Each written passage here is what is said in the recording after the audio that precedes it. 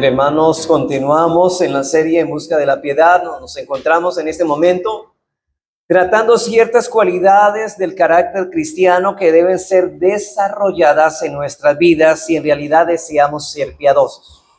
A esas cualidades que describen el carácter cristiano al cual nosotros estamos apuntando es lo que normalmente le llamamos los frutos o las cualidades que describen el carácter de Cristo en nosotros. Y hasta ahora hemos tratado con la humildad, con el contentamiento, con el cultivo de un corazón agradecido, con el gozo, con la santidad, y la enseñanza anterior estuvimos hablando del cultivo del dominio propio. Y en esta tarde, hermanos, estaremos tratando una cualidad más, y es precisamente la valiosa virtud de la fidelidad. La valiosa virtud de la fidelidad. Recordemos que la piedad o la devoción a Dios se compone de dos características que son diferentes, pero que se complementan la una con la otra. La primera característica consiste en estar centrado en Dios, es decir, una vida devota, una persona devota es una persona que vive centrada en Dios, y eso es un aspecto de la piedad, lo que llamamos devoción a Dios.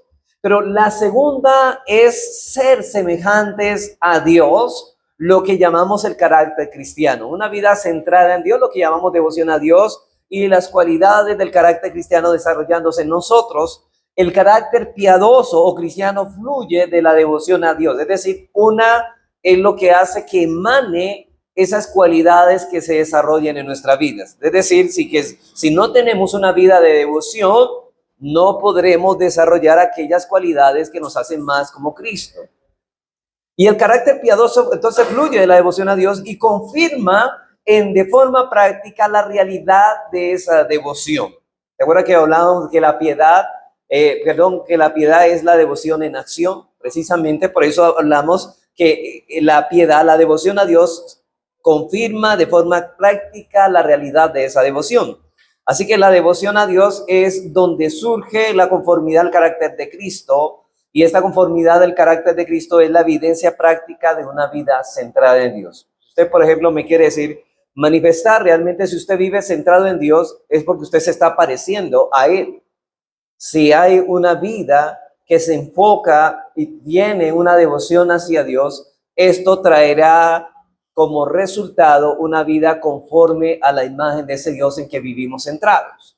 Por eso, al hablar de la fidelidad, estamos tratando un aspecto fundamental de la vida piadosa, como hemos estado viendo en otras ocasiones. La piedad no es otra cosa que la imitación a Dios, de serle agradable a Él, y no hay cosa más agradable delante de Dios que vivamos una vida agradándole a Él.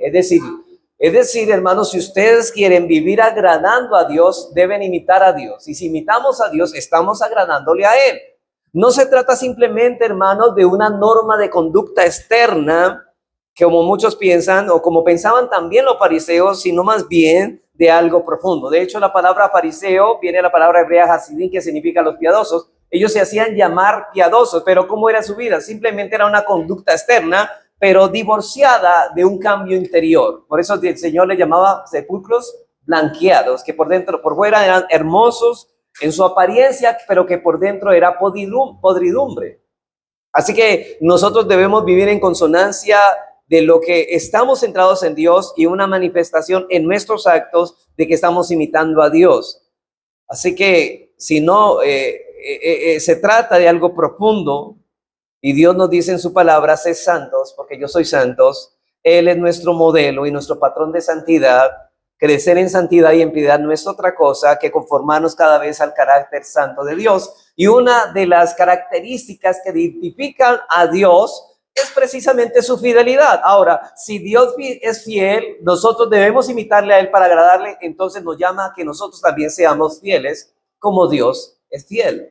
Por lo tanto, aquí vemos que esta virtud valiosa de la fidelidad es algo que nosotros debemos cultivar día tras día en nuestras vidas. Al abrir nuestras Biblias, hermanos, nos encontramos más de 60 referencias con la fidelidad de Dios. Y aproximadamente 40, note que de esas 60, Aproximadamente 40 de esas referencias se encuentran en el libro de los Salmos, cuando habla de la fidelidad. Ahora, este libro, más que ningún otro, estoy hablando de los Salmos en la Biblia, relata las luchas de hombres piadosos y su total dependencia a la fidelidad de Dios. Vamos a mirar en esos libros que ellos manifiestan, expresan con sus palabras, con sus oraciones, inclusive con cánticos y ruegos, expresan a un Dios que es fiel, a un Dios que es fiel, a un Dios que debemos imitar. Dice en el Salmo, por ejemplo, el Salmo 36:5, dice el salmista de esta manera: Jehová, hasta los cielos llega tu misericordia y tu fidelidad alcanza las nubes. Noten cómo exalta el salmista no solamente la misericordia de Dios, sino la fidelidad de Dios. Otro salmo, Salmo 89:8. Salmo 89:8 dice: Oh Jehová, Dios de los ejércitos, ¿quién como tú? Dios es incomparable. Poderoso eres, Jehová, y tu fidelidad te rodea. Tu fidelidad te rodea. Salmo 117:1, 2. No sé si ustedes recuerdan, hermanos, que hay un himno que habla de precisamente este salmo es un himno. Alabar a Jehová, naciones todas, pueblos todos, alabarle. ¿Por qué? Porque ha engrandecido sobre nosotros su misericordia y la fidelidad de Jehová es para siempre. Aleluya. Esa fidelidad es parte de él, es inmutable, está para siempre. Dios siempre seguirá siendo fiel. Y en el Salmo 138:1 y 2, noten el cántico de alabanza del salmista que dice: Te alabaré con todo mi corazón, delante de los dioses te cantaré salmos, es decir, himnos. Me postraré hacia tu santo templo y alabaré tu nombre por tu misericordia y tu fidelidad. Te alabaré tu nombre, tu carácter. Y ese nombre está hablando no del nombre de Dios nominalmente, sino del carácter de Dios. ¿Y cuál es el carácter que presenta aquí el salmista? Que eres misericordioso y eres fiel por tu misericordia y tu fidelidad, porque has engrandecido tu nombre y tu palabra sobre todas las cosas. Este salmista está extasiado y asombrado de estas cualidades tan maravillosas de Dios para con su pueblo. Así que nuestro Dios es un Dios fiel. Y aquí se está mostrando una cualidad de Dios que somos llamados a imitar. Ustedes recuerdan en Efesios 5, imitad a Dios como hijos amados. Si somos hijos de Dios, hermanos, por naturaleza, la propensión de un hijo es imitar a su padre. Y si somos hijos de Dios y Dios es de nuestro Padre, debemos imitarlo en esta cualidad divina, la fidelidad. Si Dios es fiel, hermanos, ¿no deberíamos nosotros también imitarlo en ello? Si vamos a vivir una vida piadosa, ¿no deberíamos imitar esta virtud que hace parte del carácter del Señor? Debemos descansar en sus promesas y debemos temerle a sus advertencias precisamente. ¿Sabe por qué? Porque Él es un Dios fiel. Él cumple las advertencias de castigar al que hace lo malo. Y Él es fiel también en dar lo bueno a los que los ha prometido. Con razón, pues el salmista dice lo siguiente al pensar de la fidelidad de Dios en el Salmo 89:1-2, dice: de generación en generación haré notoria tu fidelidad con mi boca. Note que Él quiere, como imagen de Dios, quiere glorificar a Dios siendo fiel como Dios es fiel. Dice: haciendo notoria tu fidelidad con mis labios, con mi boca, con lo que hablo, porque dije, en los cielos mismo afirmarás tu verdad. Aún el profeta Jeremías, hermanos, en medio de sus lamentaciones acerca del juicio divino sobre Judá, ustedes recuerdan que él escribió este libro sobre un juicio que venía sobre Judá. Y él podía proclamar acerca de Dios en Lamentaciones 3:23, dice: grande es tu fidelidad. Un estudio de 60 referencias a la fidelidad de Dios, hermanos, nos agotaría sin embargo el asunto. Yo no voy a estudiar las 60 aquí, pero simplemente le estoy dando algunas citas que están dando ejemplo de lo que le estoy diciendo, ya que toda la Biblia es un tratado acerca de este tema. Si nosotros miramos toda la Biblia de manera implícita, vamos a mirar que vamos a ver que Dios es fiel. Dios ha cumplido todo lo que ha prometido. Y la fidelidad, de Dios aparece en forma de preceptos, es decir, de mandamientos o ejemplos en casi todas las páginas. Y resulta imposible, hermanos, hablar de los actos de Dios sin tocar de alguna manera o de alguna forma su fidelidad para con los suyos, para con su pueblo.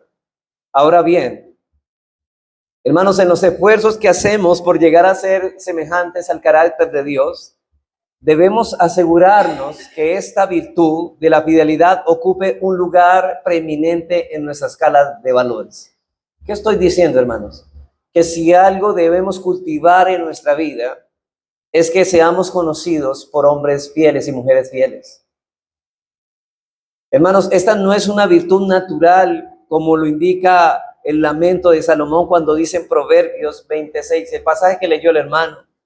Muchos hombres proclaman cada uno su propia bondad. ¿Cuántos dicen que son fieles? Pero hombre de verdad, ¿quién lo hallará? Podríamos reemplazar esta palabra verdad por fiel, porque es lo mismo. Dice, muchos hombres proclaman cada uno su propia bondad, pero hombre fiel, ¿quién lo hallará? O sea, lo que estamos encontrando es que el hombre fiel es un hombre extraño en este mundo. Nuestro Dios es fiel. Podemos descansar en sus promesas y debemos temerle en sus advertencias, precisamente porque Él es fiel, pero su palabra no es palabra vacía. Y Él espera de nosotros que cultivemos esas mismas características en nuestra vida personal, que desarrollemos esa virtud. Y es importante, hermano, por eso conocer a Dios en este aspecto, porque usted, ¿cómo sabe qué es fidelidad si no conoce cuál es la fidelidad de Dios o cómo es que Dios es fiel? Sin embargo, también debemos advertir que la fidelidad es una virtud extraña en nuestros días. Hermanos, son pocas las personas y extrañas las personas que cumplen lo que dicen. Muchas personas prometen muchas cosas, dicen hacer muchas cosas, pero ¿cuántas de esas cosas que dicen hacer las hacen? Se trata de una joya de mucho valor, pero al igual que las joyas valiosas, esta virtud no abunda. No es muy abundante en nuestro tiempo. De hecho, hoy en día la palabra de un hombre no cuenta. Hermanos, había un tiempo en que los hombres decían algo y esa palabra se hacía valer. Hermanos, no había necesidad de letras ni de ningún documento para firmar, porque la palabra de un hombre valía mucho. Por eso dice, muchos hombres proclaman cada uno su propia bondad, pero hombre de verdad, ¿quién lo hallará? Y creo que, hermanos, esto nos trae nosotros a la mente el Proverbio 30, cuando dice, mujer virtuosa, ¿quién la hallará, no? Diciendo que la mujer virtuosa es una joya rara, pero por otro lado, afirma que un hombre fiel también es algo extraño en nuestro tiempo. Muchos proclaman serlo, pero pocos en realidad lo son. El mundo está lleno de personas infieles. ¿No es así, hermanos? Por eso la fidelidad es una joya rara. De hecho, los hombres fieles son personas en vía de distinción. Ahora, Dios ha preservado, gracias a Dios, un remanente de verdaderos cristianos que dicen y viven lo que dicen. Dice, de hecho, la fidelidad es parte esencial la infidelidad más bien es parte esencial de nuestra naturaleza caída. Y esto dice el salmista en el Salmo 58:3, haciendo un diagnóstico del hombre en su estado natural. Dice, se apartaron los impíos desde la matriz. Desde que no habían nacido, estaban dentro de la concepción formándose y ellos ya se habían descarriado. Desde el vientre de la madre vienen con esa corrupción ligada al corazón. Y la pregunta, ¿y cómo se manifiesta esa corrupción que viene en nosotros por naturaleza? Dice David, se descarriaron hablando mentiras desde que nacieron. La mentira es contrario a la fidelidad. Se habla lo que no es. No se es fiel en las palabras porque nos está diciendo lo que no es. Pero es una propensión que todos los hombres tenemos de ser infieles. La mentira, la deshonestidad, el engaño es una de las manifestaciones más comunes de la naturaleza corrupta del hombre. No se trata de algo que se aprende con el tiempo, hermano. Déjeme decirle que el hombre no es infiel porque lo aprendió. No, él nace siendo infiel.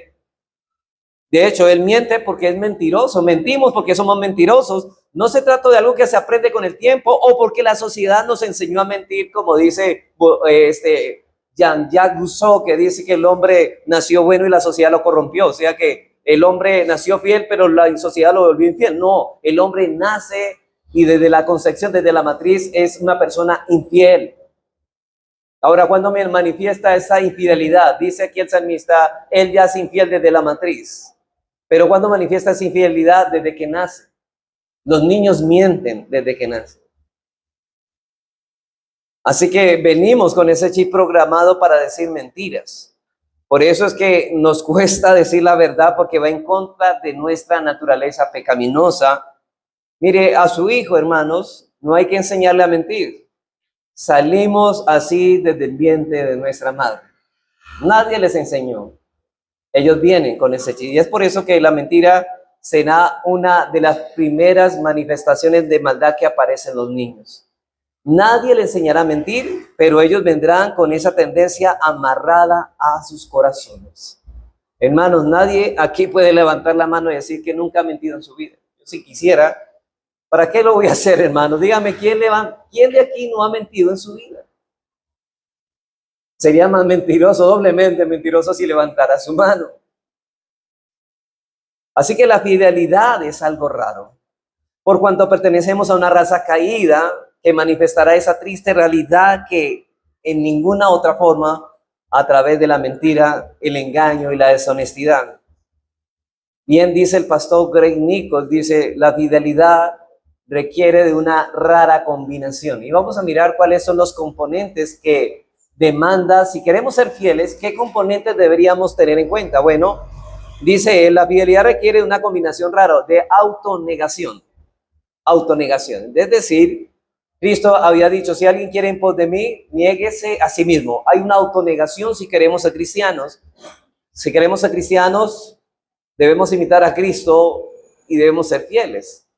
Lo segundo es, después de autonegarnos, es temer a Dios. Estar conscientes de que todo lo que hacemos lo hacemos delante de la presencia de Dios y temblamos al saber eso. Amor por la verdad. Debemos amar la verdad y si amamos la verdad vamos a aborrecer la mentira. Preocupación genuina por otros. Es decir, vamos a tener un cierto altruismo, amor y el control de la lengua. Eso es algo importante. ¿Ustedes quieren ser fieles? Controlen la lengua. Porque muchas personas hablan, hermanos, cosas que ni siquiera saben que van a cumplir y se ponen a prometer lo que no pueden. Es mejor, hermanos, que no prometas lo que no sabes si vas a cumplir. Y en último lugar, una visión realista de la vida. Uno no sabe qué cosas, hermano. La verdad es que la vida nos presenta a veces circunstancias que nos impiden cumplir con lo que prometimos. Y es mejor, hermanos, pensar antes de hablar. O más bien, pensar antes de prometer. Ahora, esos dos ingredientes juntos, combinados, componen lo que es la fidelidad. Autonegación, temor a Dios, amor por la verdad, preocupación genuina por otros, el control de la lengua y una visión realista de la vida. Por eso no debemos extrañarnos de que se trate de una joya rara, ya que los ingredientes que la componen no abundan. De hecho, noten los elementos que componen la fidelidad. Eso también es extraño. Es extraño, hermanos, ver autonegación. Por ejemplo, una persona dice ser cristiana, pero precisamente, yo quiero vivir la vida cristiana, pero como a mí me parece. No, el Señor dice, niégate a ti mismo. Si vas a vivir y conforme a lo que tú quieres, no estás dispuesto a seguir a Cristo. Por eso debemos extrañarnos de esto. Así que cultivar la fidelidad no es un asunto de un día ahora. Hermanos, ¿quién dice el agricultor que cultiva una planta que es realmente productiva y provechosa? El asunto no es de un día, ni de una semana, ni de un mes. Es un asunto que toma tiempo y probablemente toda la vida vamos a cultivar esto y requiere de mucho esfuerzo. Y lo que vamos a hacer en esta ocasión, hermano, no pensé que esa fuera la introducción solamente, pero lo que vamos a hacer en esta ocasión es proveer ayuda a través de la Escritura para que podamos realizar esta ardua tarea de desarrollar esta virtud en nuestra vida de vivir piadosamente. Estamos en busca de la piedad. ¿Quieren ser piadosos? Hermanos, debemos desarrollar esta cualidad en nosotros. Y para ello responderemos básicamente a dos preguntas. En primer lugar, vamos a mirar qué es la fidelidad. Si usted quiere cultivar la fidelidad, debe saber qué es la fidelidad.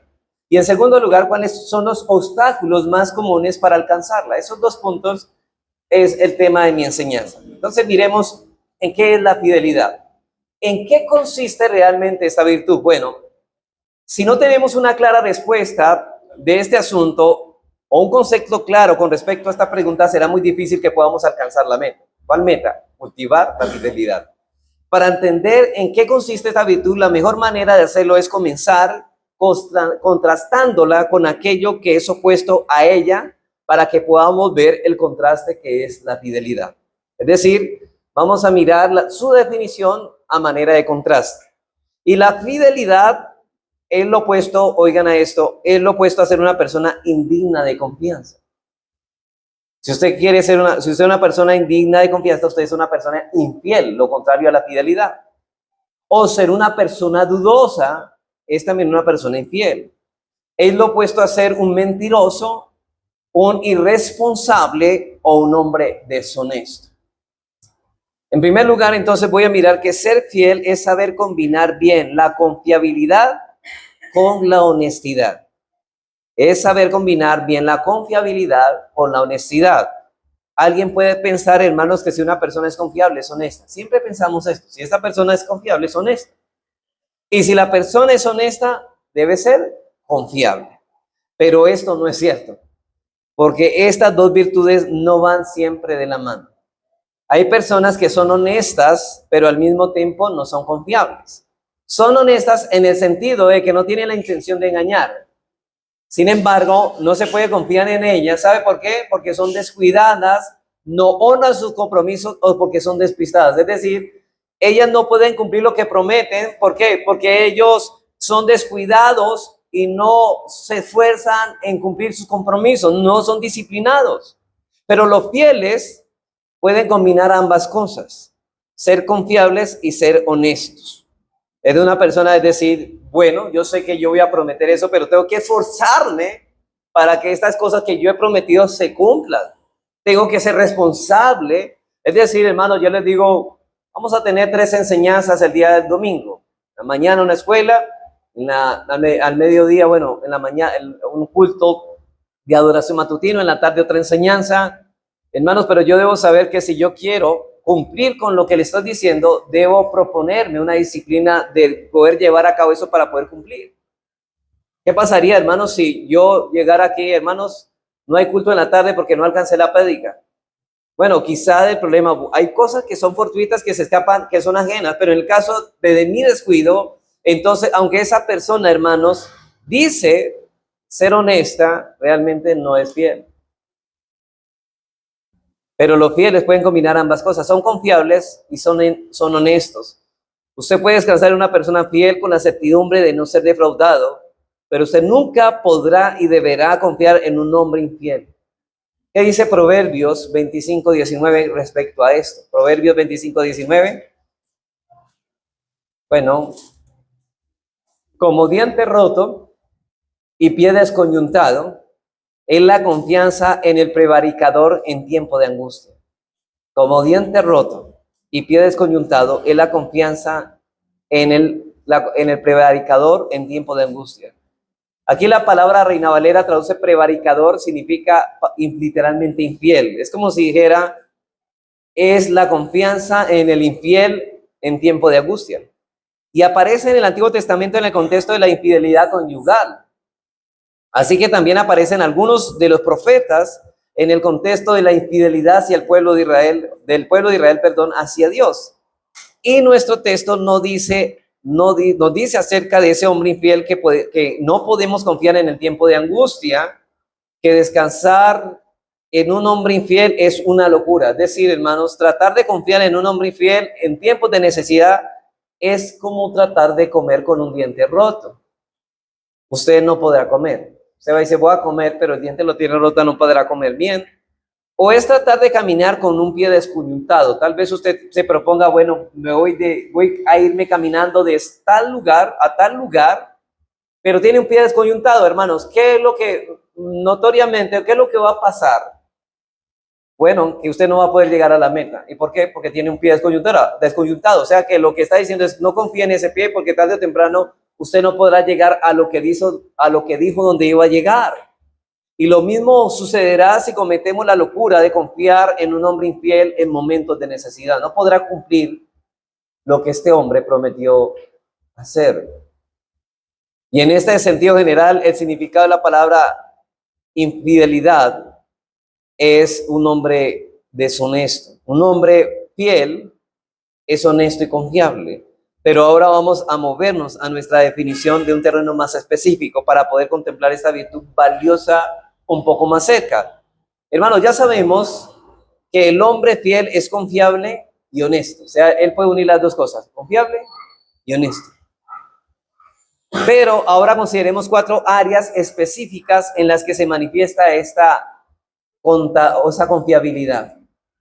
4 áreas específicas en las que usted puede confiar en un hombre fiel. Bueno, 4 áreas específicas de un hombre fiel en segundo lugar. En primer lugar, usted puede confiar en su silencio. Si este hombre es fiel, ¿por qué es fiel? Porque puedo confiar en su silencio. Proverbios 11:13. Note esto. El que anda en chismes descubre el secreto, mas el espíritu fiel lo guarda todo. Hermanos, ¿podemos confiar en el chismoso? No, porque no es un hombre fiel. No debemos confiar nuestro secreto a una persona infiel porque esas personas no saben controlar su lengua, mientras que una persona fiel es una caja de seguridad en donde la información está segura. El hombre infiel, hermanos, ustedes han escuchado estas cajitas de resonancia que hay una muñequita así que baila alrededor así y que suena, que usted la abre y lo primero que hace la cajita es que sonar y comenzar a hacer bulle. Así lo compara al hombre infiel con una caja de resonancia que hará que todos se den cuenta de lo que esta persona está guardando. Y ese es el problema de confiar un secreto a un hombre infiel. El hombre infiel es chismoso, pero aquellos que poseen esa rara virtud, hermanos, de la fidelidad, dice el texto, sabe guardar secretos. Si esa persona sabe guardar secretos, es una persona fiel. Porque puede ser, hermanos, que usted confíe en una persona, bueno, yo le voy a contar algo que es secreto, pero se da cuenta que todo Pitalito sabe lo que usted le contó, pues obviamente estamos hablando de infidelidad. Porque hay muchas personas que para el chismoso tiene mucha astucia para transmitir el chisme y dice, bueno, fulanito me contó esto, pero no se lo vaya a contar a nadie. Siempre es con ese deseo, o sea, que no se lo vaya a contar a nadie, pero a todo el mundo se lo dice, no se lo vaya a contar a nadie. Y el círculo se hace mucho más amplio y la información que era secreta ahora ya se hace pública. La pregunta es, ¿estamos hablando de usted y de mí cuando hablamos de un hombre fiel? Hermanos, estamos hablando de esa persona que es confiable, que sabe guardar secretos, ¿está hablando de nosotros? ¿Somos personas que sabemos guardar secretos? Si usted es un hombre fiel, debe guardar secretos. Y si a usted le comentan algo que es muy personal y es privado, usted debe guardarlo en su corazón. ¿Sabe por qué? Porque es secreto. ¿Qué hace el chismoso? Descubre el secreto. Pero ¿qué hace el hombre fiel? Guarda el secreto. Por cierto, cuando llama a un hermano aparte para exhortarlo en amor, y no hay necesidad de llamar testigos, eso debe ser en secreto. Por lo tanto, hermanos, y eso es lo que vemos en Mateo capítulo 18, versículo 15, si tu hermano peca delante de ti, llámalo tú y él estando solos. Y si no hay necesidad, el círculo del secreto debe guardarse entre el círculo más pequeño. Llama a 2 o 3 testigos. Por tanto, debemos ser fieles en esto y debemos aplicarlos, hermanos, esto lo debemos aplicar en todas las áreas de nuestra vida. Y por eso la Escritura nos advierte en el Proverbio 20:19, el que anda en chismes descubre el secreto. Moraleja, ¿qué podemos aprender? No te entrometas con el suelto de lengua porque corres un doble peligro a su lado. ¿Cuál peligro? Bueno, en primer lugar, corres el peligro de enterarte de cosas las cuales no deberías enterarte. Pero al mismo tiempo corres el peligro de que otros se enteren de cosas tuyas que otros no deben saber. Mire, cuando usted se entromete en personas infieles, esa persona le trae un chisme de otra persona a usted, pero esa persona va a hablar mal de usted a otros. Él cuenta secretos de otro a usted, pero él le va a contar el secreto que usted le contó a él a otras personas. Por eso se llama un doble peligro. Y por otro lado, no te entrometas con el ser suelto de lengua. Escoge mejor a tus amigos, es lo que el proverbio dice. Escoge a hombres fieles que sepan guardar el secreto. Y hermanos, y aquí aunque nosotros lo vimos en un tema de los hijos, de la crianza de los hijos, a nuestros hijos hay que enseñarles, hermanos, la fidelidad de este concepto, que aprendan a guardar secretos. Sobre todo que los niños son muy dados a contar todo lo que ocurre en la casa. Y hermanos, los niños, y niños, escúchenme, ustedes no tienen que contar todo lo que ocurre en la casa. Hay cosas que deben quedarse en la casa y no hablar de todo, sobre todo y más específicamente con secretos en el contexto de la familia. Hay cosas que ocurren en la familia que deben quedarse en la familia, a menos que su padre autoricen que hay que hablar de eso. Pero muchas personas han llegado a formarse una imagen distorsionada de algunas familias cuyos hijos han comunicado información también distorsionada de ciertas cosas que han estado ocurriendo en su familia. Hay niños no solamente que cuentan, sino que distorsionan lo que está pasando dentro de la casa. Y a veces los adultos no nos damos cuenta de que estamos oyendo a un niño y que no podemos confiar completamente en el testimonio que ese niño está dando. Y llegamos quizá a conclusiones equivocadas con respecto a ciertas familias por el comentario que a un niño se le ocurrió decir.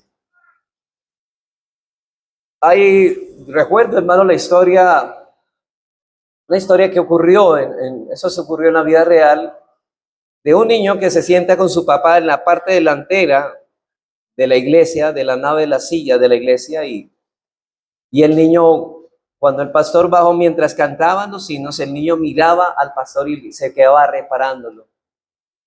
Y no le quitaba la mirada. Al final el pastor curiosamente le preguntó, le pregunta al niño, bueno, ¿qué es lo que tanto observas en mí? Y el niño le contestó, es que mi papá siempre que comemos dice que el pastor tiene dos caras y yo no le veo la otra. Hermanos, ¿qué pasó? Que estas personas hablaban cosas en la casa y era murmuración del pastor y el niño contó sin más y menos. Son cosas que los niños deben controlar. Ahora, un padre obviamente no debe hacer eso y murmurar, porque eso estamos afectando y estamos dando mal ejemplo. Pero el niño tiene que aprender a que esas cosas pequeñas, a guardar secretos, a no decir, miren, los niños tienen una forma de decir, yo sé una cosa, pero no te la puedo decir. Se acerca a un niño, se acerca a un adulto, yo sé una cosa, pero no se la voy a decir. Porque entonces, hermanos, está dañando una sorpresa o tiene que aprender a guardar secretos. Y en ese contexto sí hay secretos para un niño. Los niños hay veces hay que guardar secretos. Por ejemplo, si el padre de familia le está queriendo tener una sorpresa a su esposa y los niños siempre se adelantan, mire papi que mamá le compró una torta y le dañó la sorpresa que el papá le tenía a la esposa. Pero cuando una persona se acerque, hermanos, a nuestros hijos diciéndole te voy a decir algo, pero no debes contárselo a tus padres, ellos deben rechazar esa proposición. Hermanos, si papá y mamá no pueden saberlo, ellos tampoco deben saberlo. Y nuestros hijos deben saber que en ese sentido no deben aceptar ningún secreto. Papá y mamá deben saber lo que está pasando, que nuestros hijos sean confiables en el contexto de guardar secretos. Nosotros podemos confiar en el silencio de un hombre fiel, pero al mismo tiempo, hermanos, debemos tener la sensatez de saber con quiénes nos comprometemos a guardar secretos.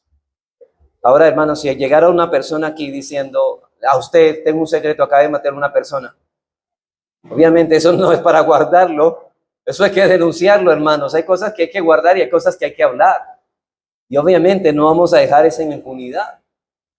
Pero si un pecado gravísimo, como decíamos ahora, que atenta contra la santidad de la iglesia, es confesado, en ese contexto no podemos guardar secretos.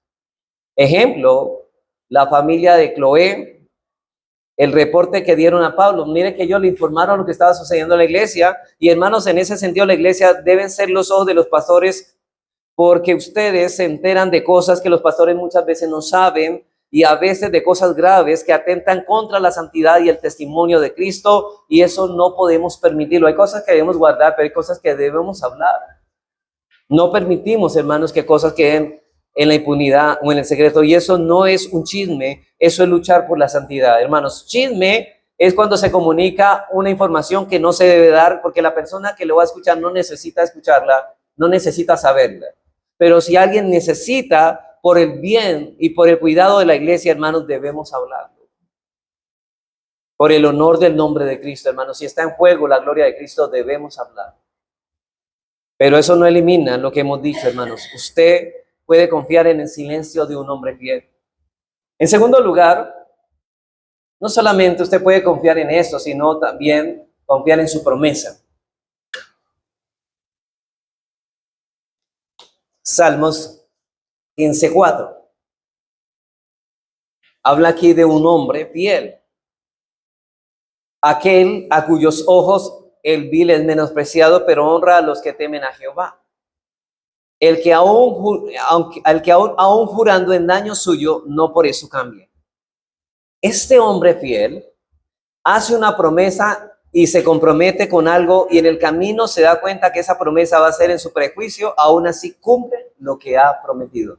Aún cuando ha prometido viene en prejuicio, aún él cumple. Es un hombre fiel, lo que promete, lo que cumple. Es decir, es un hombre fiel, lo que promete lo cumple, así venga en detrimento de su vida. Y en la Escritura existe una conexión estrecha entre la fidelidad y el cumplir una promesa. Hermanos, ¿por qué Dios es fiel? Porque Dios cumple lo que promete. Hebreos 10:23. Vamos a mirar algunos pasajes para mirar esta verdad.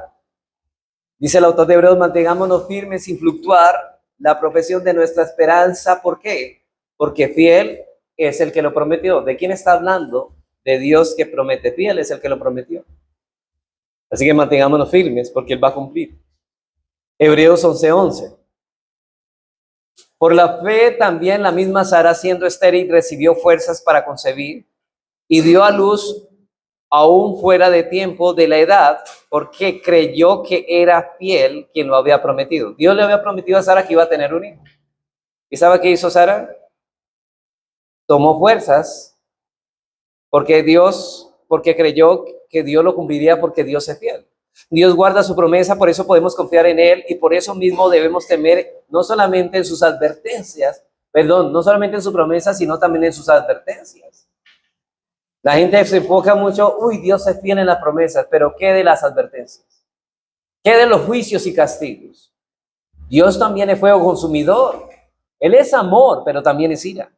Segunda de Timoteo 2:11-13 dice: palabra fiel es esta. ¿Cuál es? Si somos muertos con Él, también viviremos con Él. Si sufrimos, también reinaremos con Él. Si le negaremos, Él también nos negará.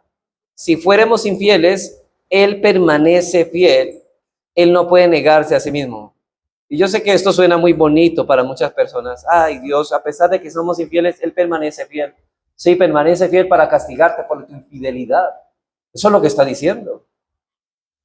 No es algo bonito, no es algo, es un juicio, está hablando de juicio. Si usted permanece siendo infiel, no espere cosa buena, espere una reprensión de Dios. Si es cristiano, una disciplina del Señor, porque Él es fiel en disciplinar. Dice que a todo aquel que toma por hijo, lo disciplina y lo azota. Y si no es hijo de Dios, va a esperar un juicio de condenación para su vida si usted es infiel. El Señor es fiel en su promesa, que si le negáramos, Él también nos negará. Debemos confiar en sus promesas, pero debemos temerle también en sus advertencias, porque Dios es fiel, Dios cumple lo que promete. Así que usted, hermanos, puede confiar en el silencio de un hombre fiel. Usted puede confiar en la promesa de un hombre fiel. En tercer lugar, usted puede confiar en la responsabilidad de un hombre fiel. No solamente en las promesas, sino en la responsabilidad de un hombre fiel. Hermanos, ¿sabe por qué el hombre fiel puede cumplir lo que promete? Porque es responsable en lo que hace. El hombre fiel, la mujer fiel, hace aquello que se le ha encargado hacer. Hermanos, nosotros tenemos problemas con personas, por ejemplo, cuando vamos a hacer al carpintero un armario. ¿Cuál es el problema? Que esa persona realmente muchas veces se compromete a hacer algo que no puede porque es irresponsable. Y hermano, precisamente esto habla de nosotros como cristianos. Si usted es un trabajador como cristiano, usted no puede ser como los carpinteros o como los que son del mundo, que prometen una cosa y no la cumplen. Le dicen, para el 15 de julio le tengo el armario, y usted llega al 15 de julio y ni siquiera lo ha armado. Eso pasa. Y nosotros como cristianos, hermanos, esto lo considero en un hombre impío, en un inconverso, pero en un cristiano, hermanos, ¿qué dijimos? Que todo hijo de Dios se esforzará por imitar a Dios en la fidelidad. Y si Dios promete lo que cumple, el cristiano también, como seguidor de Cristo, cumplirá lo que promete. Aun cuando usted pide dinero prestado. Si usted dice, en tal día pagaré, ¿qué debe hacer usted, hermano? Usted se comprometió ese día a darlo. ¿Qué es lo que debe hacer? Hacerlo. Hermanos, cada vez que usted deja de hacer eso, usted está representando mal a Dios y prácticamente no se está pareciendo a Dios. Por lo tanto, hermanos, quizá, ¿quién es el infiel, hermanos? Ustedes ya saben. ¿Quién es mentiroso y padre de mentiras? O somos hijos de la verdad, o somos hijos de la mentira. O somos hijos de Dios, o somos hijos del diablo. Pero si somos hijos de Dios, seremos veraces como Dios es veraz y fiel. Así que, hermanos, como dice el Señor en Mateo 25-23, que en aquel día dirán, note lo que le dice a los creyentes. Esto no le voy a decir a un impío, porque un impío nunca va a hacer esto, nunca va a ser fiel. Acuérdense que la naturaleza, por propensión de la caída, somos a ser infieles. Dice, buen siervo y fiel, sobre poco has sido fiel, sobre mucho te pondré, entra en el gozo de tu Señor. ¿Usted ha escuchado un versículo que diga, buen siervo, no fuiste fiel y entra el gozo de tu Señor? No. ¿Por qué se distinguieron estos que entran en el gozo del Señor? ¿Por qué se distinguen? Por ser hombres y mujeres fieles. Has sido responsable con la encomienda que su amo puso sobre ti. Proverbios 25:13 dice, como frío de nieve en tiempo de la siega, así es el mensajero fiel a los que lo envían. Pues el alma de su Señor da su refrigerio. Es decir, hermanos, cuando usted impone un deber sobre un hombre fiel, ese deber pasa a ser una prioridad por la que se esforzará a llevar a cabo, a llevar aquello que se le ha requerido. Hermanos, una persona fiel pone todo su empeño por hacer aquella cosa que se le ha encargado. Esa persona es responsable porque él quiere, ¿sabe qué? Representar bien a Dios en su carácter fiel. Dice Pablo en 1 Corintios 4:1-2, dice 1 Corintios 4:1-2, así pues tengamos los hombres por servidores de Cristo y administradores de los ministerios de Dios. Ahora se requiere de los administradores que cada uno sea hallado fiel. Hermanos, este hombre cumple cabalmente con la expectativa de su Señor. Y usted puede confiar en el silencio de un hombre fiel, en la promesa de un hombre fiel y en la responsabilidad de un hombre fiel. Y finalmente, usted puede confiar en su testimonio. Este hombre no solo hace lo que se espera que haga, también es un hombre que habla verdad. Proverbios 14:5 dice que el testigo verdadero no mentirá, mas el testigo falso hablará mentiras. Y la palabra de Reina Valera, que traduce aquí como verdadero, es la palabra hebrea emun, que viene de la raíz de la palabra que nosotros decimos amén. Y puede ser traducida también esta palabra amun o amén como testigo fiel, no hablará mentiras. O sea, es decir, que nosotros, nuestro testimonio, hermanos, nunca vamos a hablar más ni menos de lo que nos han dicho. Naturalmente, nosotros tenemos la tendencia, hermanos, cuando hay una noticia grave, tendemos a maximizarlas y a volverla más fantasiosa, o sea, aumentarle un poquito. Pero tampoco debemos quitarle. Cuando nosotros a veces queremos contar algo que se nos está inculpando a nosotros, queremos restarle importancia a la gravedad del caso y ahí le quitamos. Ahí ya no le estamos aumentando, sino que le quitamos para que veamos que el caso no es tan grave cuando realmente es grave. Y hay veces cuando el caso es grave, lo queremos volver no tan grave, le quitamos o le añadimos. Por ello el Señor, hermano Jesucristo, define a sí mismo 3 veces en Apocalipsis. ¿Sabe cómo se describe a Jesucristo? Como el amén, como el testigo fiel y verdadero. Por ejemplo, en Apocalipsis 3:14 dice así: hay aquí el amén, el testigo fiel y verdadero, el principio de la creación de Dios. Apocalipsis 19:11. Y aquí un caballo blanco y el que lo montaba se llamaba fiel y verdadero. Está hablando de Jesucristo, fiel y verdadero. Apocalipsis 21:5. Si quieren, hermano, apúntenlo, no les trate de encontrar porque no va a alcanzar. Apocalipsis 21:5 dice: y el que estaba sentado en el trono dijo: he aquí, yo hago nueva todas las cosas. Y me dijo: escribe, porque estas palabras son fieles y verdaderas. Ahora, resumiendo todo esto, ¿qué es la fidelidad? Bueno, la fidelidad es la virtud que nos capacita para ser personas confiables. Usted puede confiar en un hombre fiel, puede confiar en su silencio, puede confiar en sus promesas, en su responsabilidad y en su testimonio. Esa virtud es muy extraña porque realmente hay pocos hombres fieles en el mundo. De hecho, el salmista dice en el Salmo 12:1: salva, oh Jehová, porque se acabaron los piadosos. Note, se acabaron los piadosos. ¿Y quiénes son los piadosos? Porque han desaparecido los fieles de entre los hijos de los hombres. O sea que un hombre piadoso es un hombre fiel, y son escasos. Aquí está diciendo, si usted es un amigo, hermanos, usted tiene un amigo que es fiel, una amiga que es fiel, dele muchas gracias a Dios. Y trate de conservar ese amigo y esa amiga, porque usted tiene una joya rara. De hecho, todo creyente debe ser esta clase de personas, todo creyente. Si queremos agradar a Dios en nuestro estilo de vivir, debemos ser personas fieles. Si anhelamos vivir piadosamente, debemos esforzarnos por cultivar esa virtud en nuestro corazón. Muchos hombres proclaman su propia bondad, pero un hombre fiel, ¿quién lo hallará? Muchas personas profesan tener fidelidad, pero pocas serán las que la demuestren. Así que la virtud de la fidelidad, hermano, resulta a menudo costosa. Y son pocos las que están dispuestos a pagar el precio. Pero para el carácter de la persona piadosa, la fidelidad es una cualidad absolutamente esencial, cueste lo que le cueste. Y en último lugar, el segundo encabezado, en último lugar y muy breve, vamos a mirar cuáles son los obstáculos más comunes para que los hombres sean infieles. Los obstáculos más comunes para que los hombres sean infieles.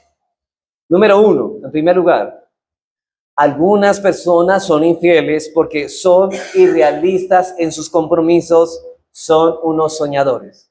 Hermanos, el problema es que muchas personas no pueden cumplir su compromiso. ¿Por qué son infieles? Obstáculos para ser infieles porque no pueden cumplir su compromiso, porque son irrealistas en sus compromisos o son unos soñadores.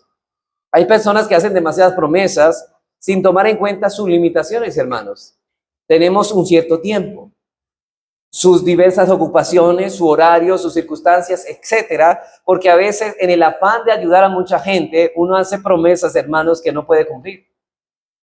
Por ejemplo, hay personas que dicen, yo le prometo darle un mercado, a esta otra la medicina, y al final de cuenta, hermano, no hizo la cuenta y el dinero no le alcanzó para ayudar a todas.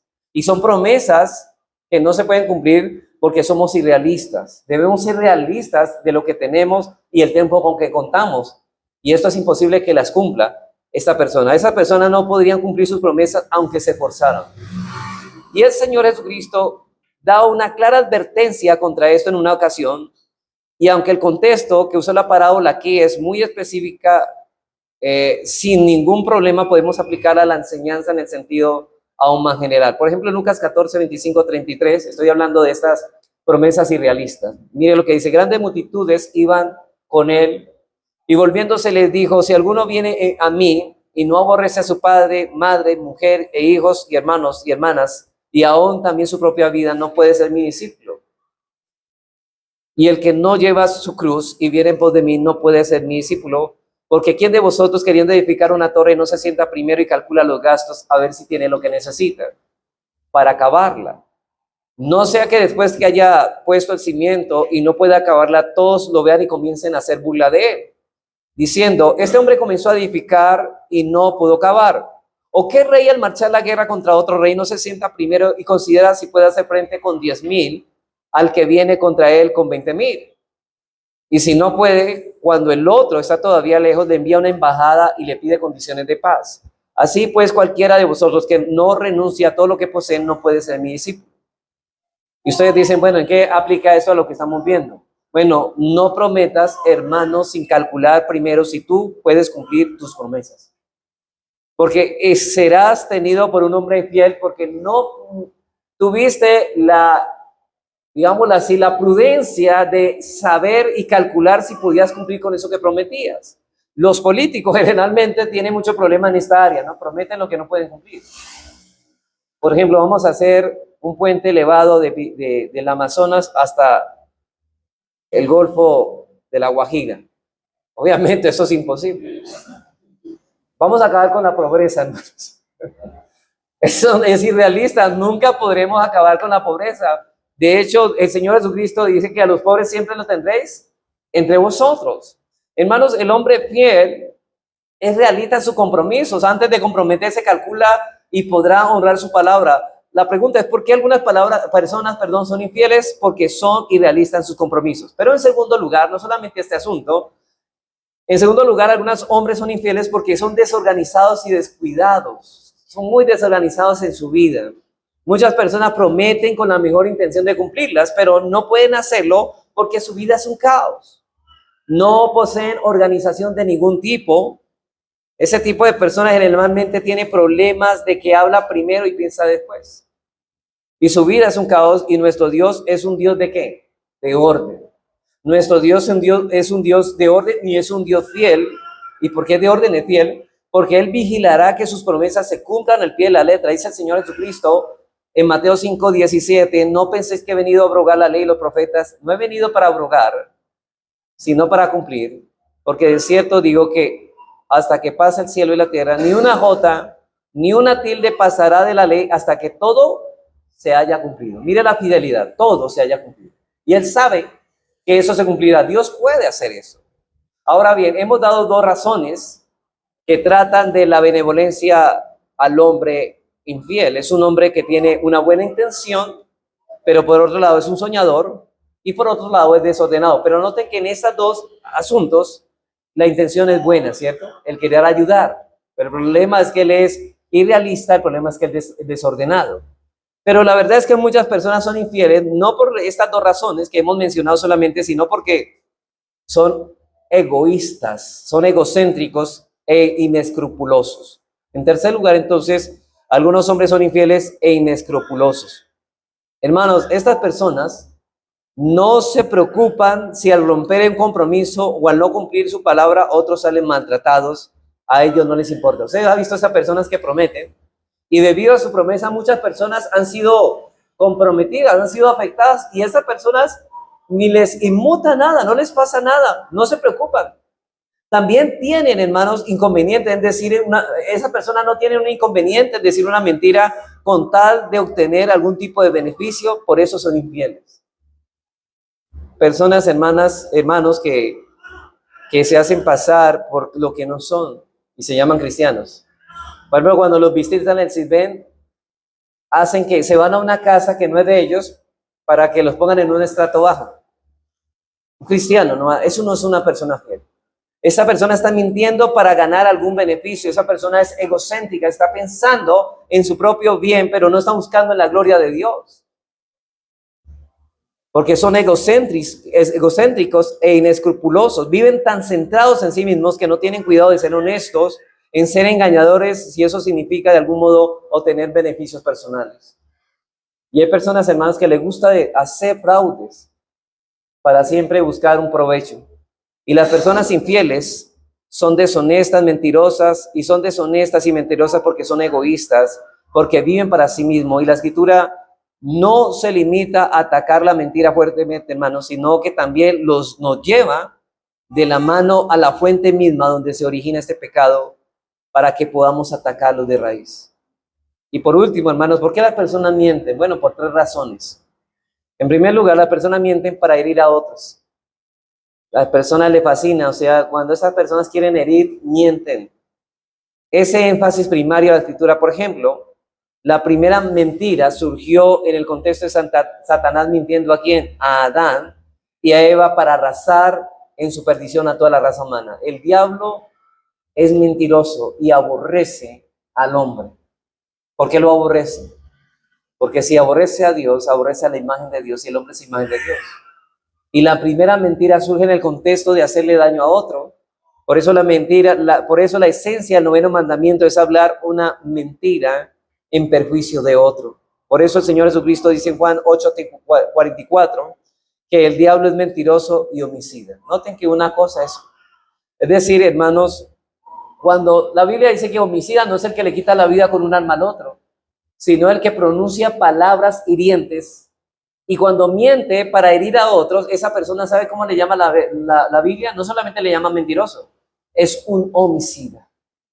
Y ningún homicida heredará el reino de los cielos. La mentira y el homicidio caminan juntos. Así que las personas mienten para herir a otros primariamente, pero no únicamente. Proverbios 10:18 dice: el que encubre el odio es de labios mentirosos, y el que propaga calumnia es necio. Está mezclando el odio con la mentira. Y en Proverbios 26:24-28 dice: el que odia disimula con sus labios. Ustedes han escuchado personas que odian a otra, pero la saludan de una manera tan lisonjera que no se nota que odia a la otra persona, pero por dentro está deseándole lo peor a la otra. Hermanos, sigue diciendo él, más en su interior, no te dice, el que odia disimula con sus labios, mas su interior maquina engaño. Cuando hablare amigablemente, no le creas, porque 7 abominaciones hay en su corazón. Aunque su odio se cubra con disimulo, su maldad será descubierta en la congregación. El que cava foso caerá en él, y el que revuelve la piedra sobre él le volverá. Y la lengua falsa atormenta al que ha lastimado, y la boca lisonjera al que hace resbalar. Hermanos, muchas personas, hermano, una persona que le mienta a usted, no lo ama, lo odia. La Biblia dice que el amor se goza ¿en qué? Hermanos, si yo me pararía aquí a predicarles mentiras, la pregunta es, ¿yo les estoy amando a ustedes? No, la Biblia dice que el amor se goza ¿en qué? En la verdad. Si yo les amo, voy a hablar con la verdad, no con mentiras. Y la mentira, en el otro contexto, es de lastimar a otros. En segundo lugar, las personas mienten para obtener riquezas, hermanos. Y cuando hablamos de riqueza, no nos referimos únicamente a a riquezas materiales, sino más bien a aquello que usted valora, aquello que usted considera un tesoro. Usted mentirá si es un hombre infiel para obtener aquello que valora. Proverbios 21:6. Amontonar tesoros con lengua mentirosa es aliento fugaz de aquellos que buscan la muerte. Muchas personas alteran la balanza mintiendo. Alteran los productos. Dicen que ese producto es de marca original cuando no es auténtico. Eso es obtener ganancias con mentiras. Hay personas que mienten para obtener riquezas, para alcanzar lo que ellos consideran un tesoro. El que miente para obtener dinero, la persona que evade impuestos es un ladrón. Dice la Escritura.